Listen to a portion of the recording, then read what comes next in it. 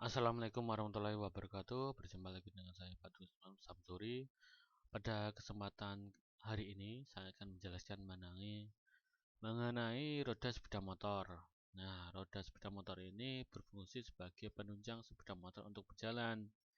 Nah, sepeda motor ini pada umumnya ya ada penggerak roda belakang. Roda belakang juga berfungsi sebagai penerus tenaga mesin ke permukaan jalan sehingga sepeda motor dapat berjalan. Nah, berikut ini saya sampaikan komponen-komponen roda sepeda sebagai penggerak sepeda motor ya. Ya. Rantai ini merupakan berfungsi sebagai penerus tenaga mesin yang disalurkan oleh transmisi ke roda belakang.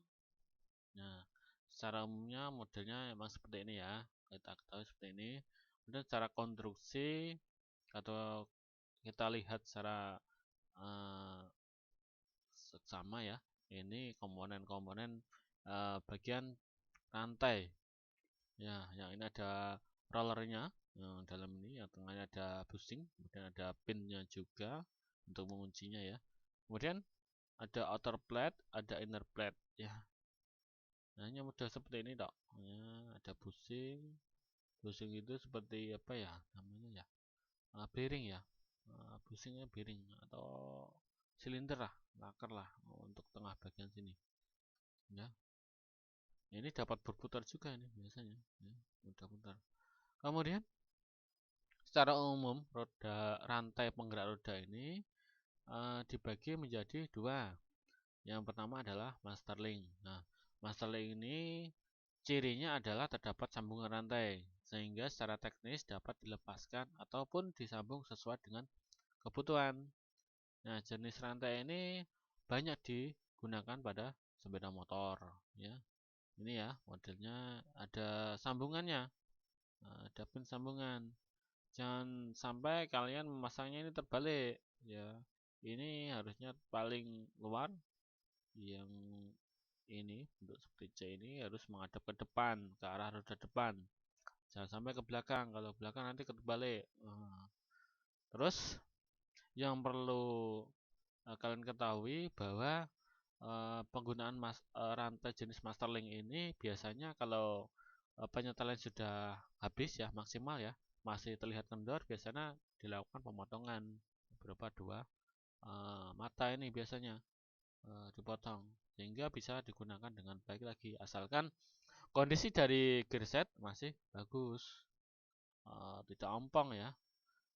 Kemudian saya sampaikan lagi bahwa jenis yang kedua adalah jenis endless chain. Nah, jenis endless chain ini ciri-cirinya adalah tidak menggunakan sambungan seperti pada Masterlink, sehingga tidak dapat dilepas ataupun tanpa merusak konstruksi rantai. Nah, jenis rantai ini umumnya digunakan pada sepeda motor besar. Nah, sepeda motor besar ya, kalau Honda biasanya uh, ada ya. Honda sepeda motor yang tidak menggunakan sambungan itu tetap ada. Kalau jenis Yamaha ada New Vision, kalau yang Honda jenis CBR 250 itu nggak pakai ini, nggak pakai sambungan. Nah, gitu.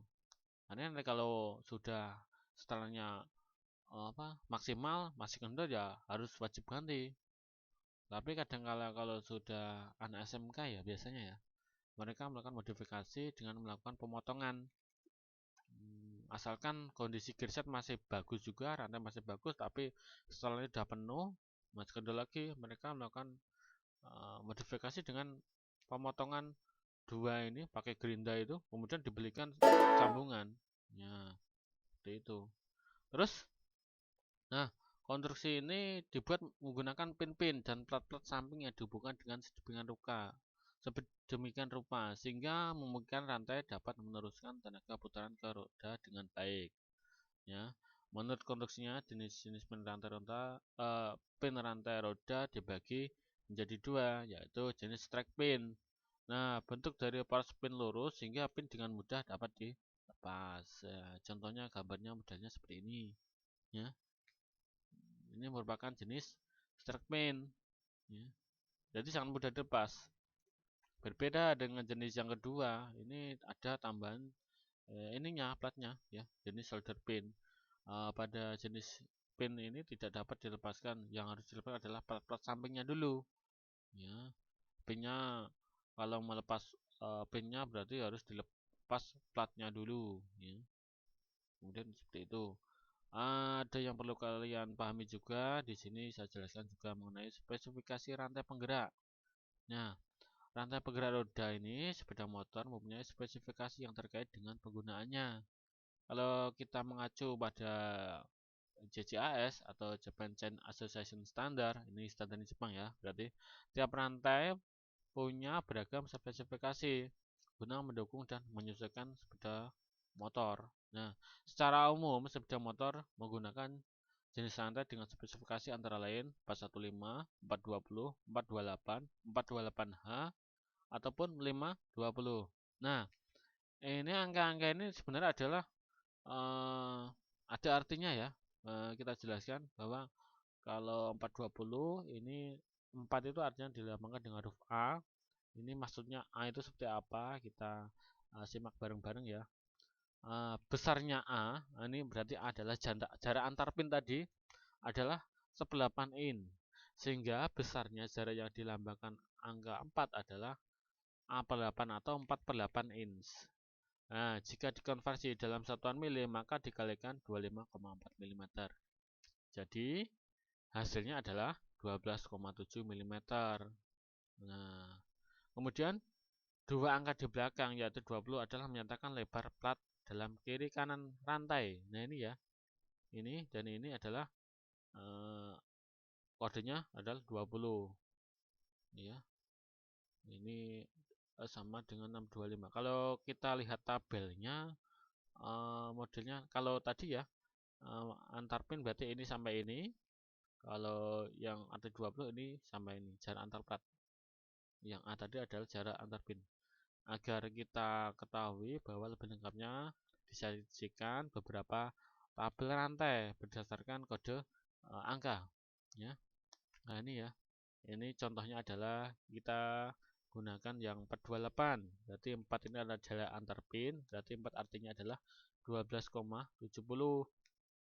Kalau 28 ini adalah 7,85. Nah, tabel plat adalah 1,50 mm. Ini satuannya mili semua. Ini sudah ada tabelnya. Bisa kalian pahami ya ini ya. Nanti kalau ada yang minta bentuk file nanti akan saya kasihkan tapi lewat Japri dulu. Ini kemudian selain itu ada beberapa jenis ya. Biasanya kalau kode rantai ada kode huruf H itu artinya hard. Nah, ya, kalau yang SB adalah solid bushing. Ini kalau kita lihat bisa dilihat secara ini ya. Nah, ini merupakan kekuatan rantai. Nah, kalau 415 ini kekuatannya adalah 1600 kg. 420 juga 1600 kg. Ini semakin besar berarti semakin besar pula uji tariknya, kekuatannya maksud saya, kekuatannya semakin besar. Nah, itu ya. Itu yang saya sampaikan. Saya Eri. Assalamualaikum warahmatullahi wabarakatuh.